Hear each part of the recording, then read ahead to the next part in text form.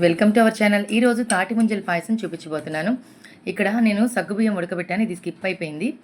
ఈ సగ్గుబియ్యాన్ని నేను వాటర్లో ఉడకబెట్టేసి ఒక 2 స్పూన్ల పంచదార యాడ్ చేసి ఇలా ఉడకబెట్టుకున్నాను. సగ్గుబియ్యం ఉడికినాయి అని అర్థం అవడానికి కూడా మనం వాటర్ టెస్ట్ చేసుకోవచ్చు కదా.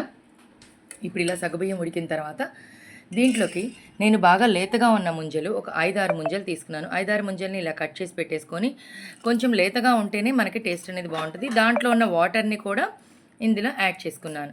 అండ్ అలాగే పాలని బాగా కాచి చల్లార్చుకొని ఈ పాలని మీగడతో సహా ఇలా కొన్ని పాలని మనము ఒక 1/2 లీటర్ పాలని యాడ్ చేసుకొని మన చిక్కదనాన్ని బట్టి యాడ్ చేసుకోవచ్చు. మొత్తం యాడ్ చేసుకొని బాగా మిక్స్ చేసుకోవాలి.